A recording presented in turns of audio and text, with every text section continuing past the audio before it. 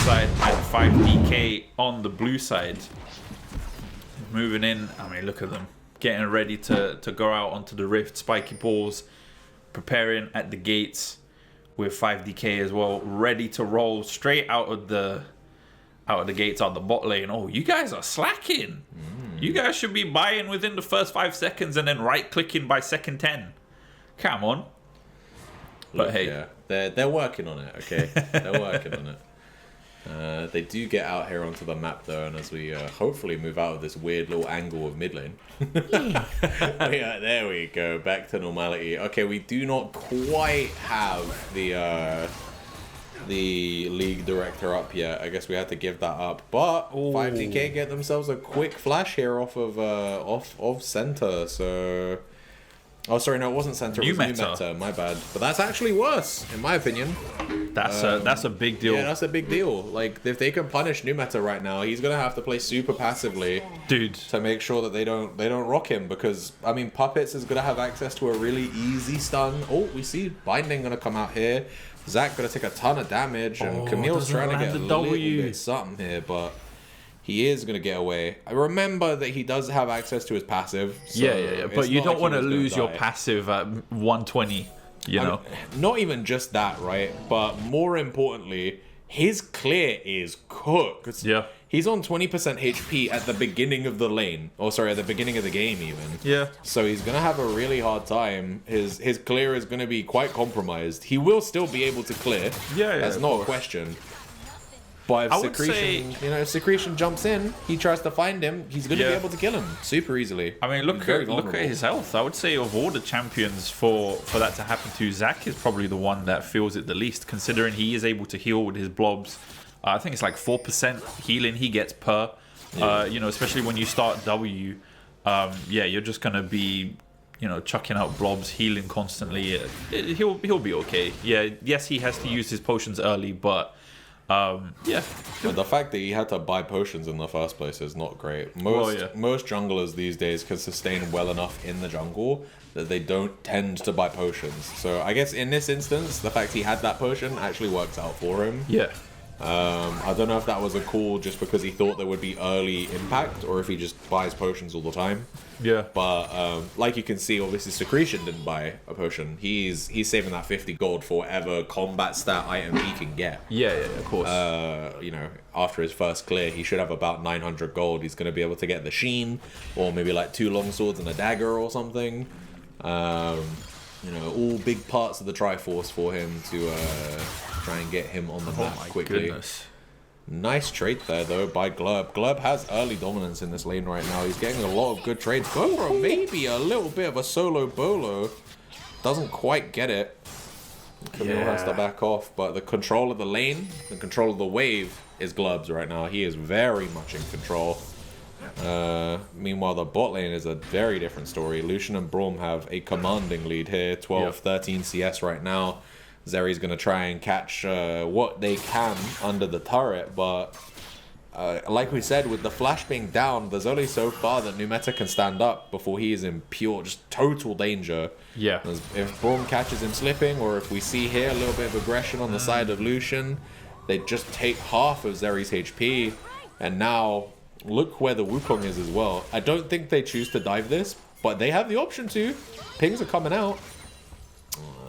I think diving here would be a bit of a mistake. Yeah, super risky with no wave. Wow, dude! He didn't bait. He's sticking. The lane is pushing. You may be able to make something happen there. Oh no! As soon as he's trying to go for a trade there, oh, gets the Q. In goes Wukong. Flash for the passive, and really nicely done. T-Baggins able to secure that first blood. That was great awareness, being able to to flash in to get the.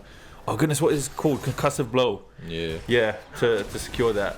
Oh, nice lower one there, landing onto center as well. And one thing I want to mention here as well is we need to factor in tilt, because Numeta had a hard game 1, and now yes, he is on his main, but within the first 3 minutes of the game, he's lost a flash. Within the first 5 minutes of the game, they've killed him. He's down he's got like half of the CS right now, and we see this is just really fortunate there for the Wukong to be able to, that very good timing on him to stick there. He knew that the wave was going to push in, and he was like, oh, look, they're kind of, look at how they're positioning. I might be able to catch something here.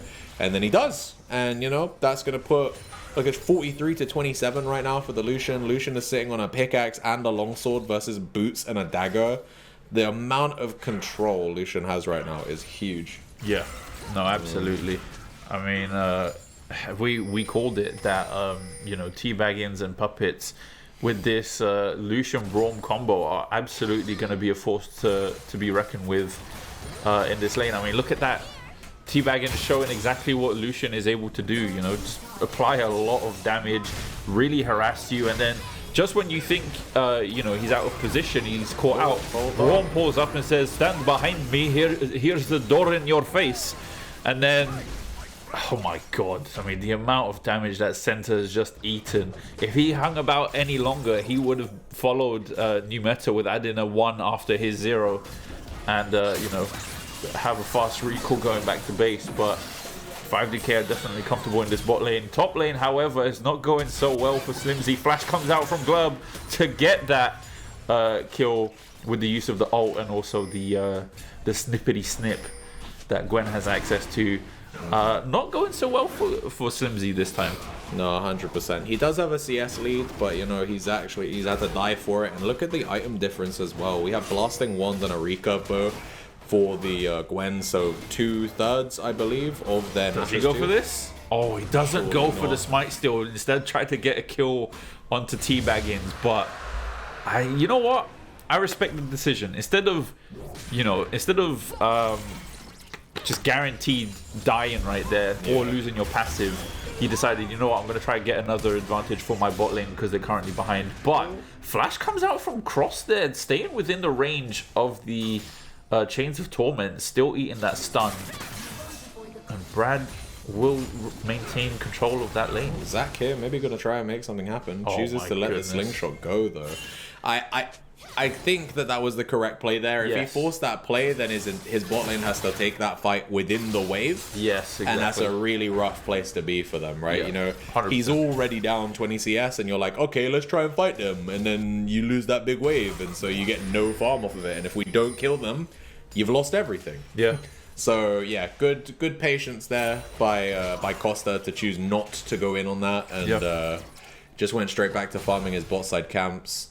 He is farming bot to top right now, so would like to see him try and impact Glub's lane at some point in the near future. It is his only winning lane right now, and so he's probably, you know, I would think he would want to focus there, try and accelerate the Gwen where he can, as Void Grubs do spawn here. Yeah, I mean, the whole time you've been, you know, talking about that, I've been watching Puppets move straight from bot lane, despite the fact that Teabaggins is currently pushed up, has marched all the way up to the Grubs. So they are preparing for this. They want to prioritize this Grub. They don't want to hand over any kind of advantage to SVG, despite the fact that Slimzy managing to walk out of range of Gwen's Q right there. But this is a gigabit. Tries to go back in, trying to keep them away from the Grubs, as all three will be picked up by 5DK. Costa pulls up but isn't able to find anything with the Q, and they just reset, go back to their ways. Yeah, no, for sure. I think that Slimzy is doing a good job of keeping his CS numbers up, even though obviously the lane is very favored for the Gwen right now. I think that the idea behind trying to bait Glub to commit there was good because he had members nearby. But unfortunately, well, no, maybe not unfortunately, but, you know, smartly by Glub, he knew that the enemy team had all these members in that area. And so instead of committing and then, you know, going 1-for-1 and losing all of the XP that he would lose off of the wave getting crashed into his turret, he's just like, no, I won't commit. I'm not going for the 50-50. There's no point here. And now we see Wukong is putting some focus up here topside, you know. He was able to get the bot lane ahead, and now he's trying to get Slimzy on top. Beautiful shield right there from Puppet, and huge amount of damage coming out onto New Meta. Is still eating it, has to pop the barrier, is doing his absolute best to try and mitigate the wave and also, you know, apply that AoE damage onto Teabaggins without interacting with him. but it's still gonna be on the back foot in this lane. Center is still trying to, oh my god. I mean, look, it is a beam of light. If you don't see it coming, you get hit by it. Really nice snipe by T Baggins right there to secure the kill onto New Meta. That's the second kill for him. Not looking good when you're that behind at the moment. I was gonna say that. Oh, no, never mind. I'll talk about it in a minute. Oh no, never mind. The replay is literally what we're talking about. So, what I wanted to say here is that I do note that New Meta is, even though he is on the Zeri. Okay, never mind. We need to talk about this dive here. Really clean by Glub. They actually use the Cyclone and they commit here, but they don't actually get anything. Meanwhile, Costa's trying to make something happen in the mid lane. No, he didn't even get the flash. Unfortunate. Nope. And then now here we go. Camille trying to get the kill here onto the Gwen. I think he's got it. There we go. Nice. Feats of Warfare. Meanwhile, War commit in the mid lane, and Brad's gonna die. He's gone. No! He walks out? Oh, of course he is. But boy, never mind. Puppets with the flash Q. Wukong. Oh, okay, never mind. He gets a little bit of, he got a little bit of a little dink, but not anything else. A little dinky dink. Yeah, exactly. Although what I do want to mention here is look at all of the things that are happening while Puppets isn't even bot. He's roaming, meanwhile Center is still bot lane, just kind of soaking XP. And we see there's a level lead for T Baggins. There is actually a level lead for Center because he's been soaking all this XP. He's actually kind of making New Meta's life harder here because T Baggins can do so much more with the stats he gets off these levels, while Braum is just off roaming and impacting the map. You know? Yeah. I mean, I can sympathize with that because, you know, as a support, one thing that you are definitely lacking when you're roaming about is the XP. As we get a replay of this top lane skirmish that happened, attempted dive went sour for 5DK, was unsuccessful, but Glub still stuck around. Thought, you know what, they're just gonna leave me to my own devices. I'm gonna take this XP, but Slimzy just didn't let it go unchallenged, and yeah, rightfully so. Sorry, punished Glub for that. But yeah, back to what you were saying about the XP difference in the with the supports. I mean, Puppets just before that replay was level 5 because of all the roaming. Just hit level 6 as soon as he came back. T Baggins was level 8, now level 9 at the time. So yes, he has the level advantage. But if you fall too far behind as a support, you end up being more of a detriment for your lane partner. So yeah, it's a tough call to make as a support player, and especially for center. But this is the kind of stuff we wanted to see here by Costa finally coming up into the top TP lane. TP gonna come out by Brad, I believe. Gonna maybe try and make something happen here. Now Costa's caught out and Costa's gonna get blocked. He's gonna go into the blobs and I don't think he's gonna live this one. No, surely it's gonna be head. Yeah, they feed the kill over to Brad. And look at the 2v2 now in the bot lane. Ultimate's gonna get popped. Numeta is gonna nearly die here. They have to pop ultimate for center to keep. Oh, sorry, it was actually center that was nearly gonna die. Yeah. I'm watching on a small screen because the camera's in the way, and so it's kind of hard for me to pay attention. I should really be wearing my glasses right now. Look, the only bracket that got me to wear my glasses was the Sweat Lord bracket, you know? Emerald and Weenie Hut Juniors don't get the glasses. It just is what it is. And oh, they are really fishing here. They're trying to shove the wave super hard. Wukong's here. Wukong has Cyclone, so this is a free double kill if they play it really nice by center. Okay. It sucks though. It's so rough. Costa's here.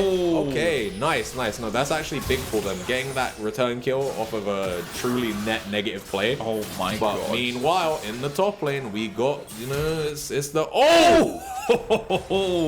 I mean, that's the difference, right? We said this is a skill lane, and it becomes a skill lane up until there's an item difference, and Slimzy clearly has the gold lead in this lane. You know, now he has the Triforce, he's got the Merc boots, he's able to mitigate that damage from Gwen.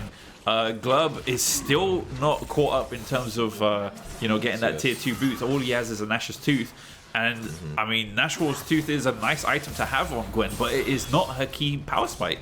So, unfortunately, he is on the back foot at the moment. No, 100%. I think what I want to shout out here, though, is I think that this really I mean, don't get me wrong. Mechanically, yes, it's absolutely Slimzy and Glurb are playing really well here. Yes, and they're playing to what they can. But it's more of the intentional focus from Secretion.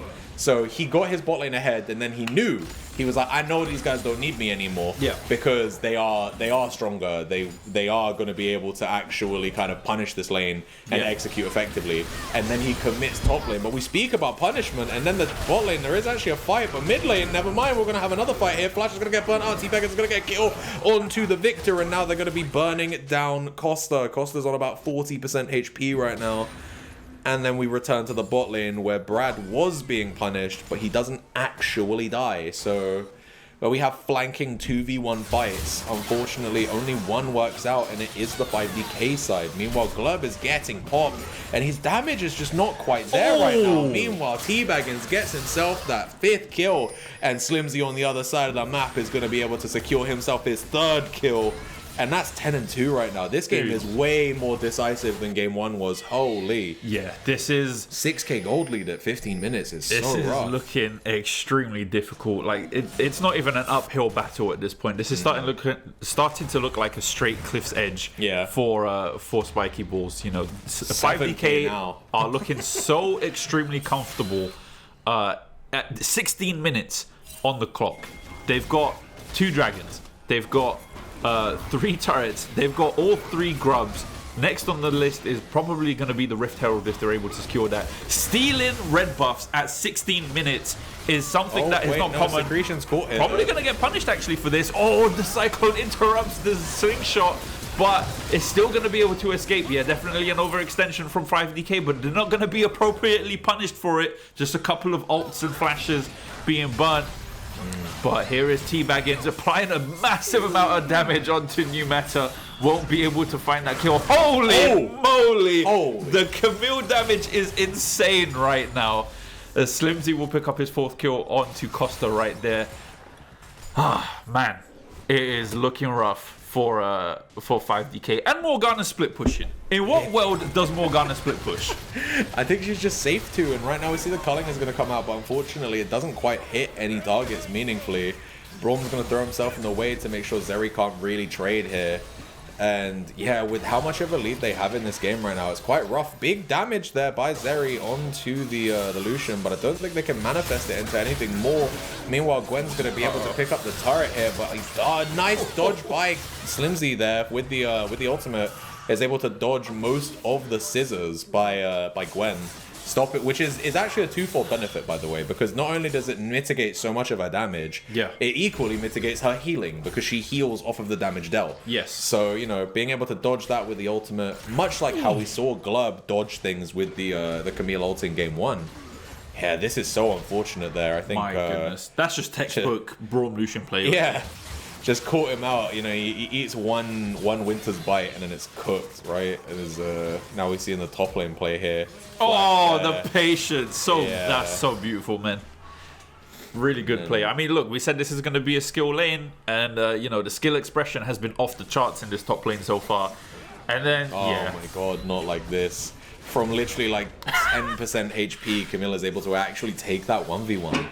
That is so tilting. I have to feel like at this point that Spiky Balls are probably trying to battle with tilt, because there have been so many fights that they probably felt like they should win that they have just lost, and like 5DK are able to escape with very low health bars, and it's such a feel bad, because when you look at every lane right now, T-Baggin's gonna get that in there, and it's just a quick kill onto Center, who's 0-2 right now. And I don't know what you do from here to change this. How do you change this trajectory? We see Crosshair is up against Camille, and he's running in the opposite direction from the place he needs to go. He's going to go down immediately here as 5DK crack the Herald into tier 3 mid.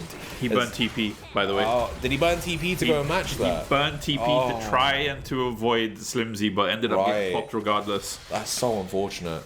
And now we see here T-Baggins moving towards the bot lane, while Secretion is gonna go top with his with the Herald and try and crack the tier 2 top. Luckily he has a wave here, so it should still be killable. Costa and Center are here to try and protect the turret. TP going to be coming out by, I believe, Glurb on the way here. Going to try and make something happen. E comes out by Camille. Going to get himself to safety using the Hex Gate. And that's so unfortunate right there. Meanwhile, 3 members of 5DK get to freely take the tier 3 and bot. And this is so unfortunate. They're trying really hard here to get this kill. Morga's going to TP in. She's immediately going to press R and she's going to be able to lock up. I believe that was, it was Costa. While Camille gets the kill onto Glurb on the side. And they're going to pick up 2 kills. They're going to pick up a 3rd turret here in the tier 3 bot. And they get the hit for it as well. So now they're going to have super minions. That is so rough here. We're 11k gold in the lead right now. Okay. I know that it's really easy to say when we're in this position and we're casting from a neutral position. We're not affected by the emotions that currently go into being in a grand finals, you know, while in game. But the amount of momentum that 5DK currently have is humongous. Like it's looking like this is a decisive win, right? At this current point in time, 21 minutes on the clock. 11 coming up to 12,000 gold difference, 14 kills difference. 5DK are on soul point. They have all the grubs. I wouldn't be surprised if they had the Rift Herald. I didn't see if they did or didn't.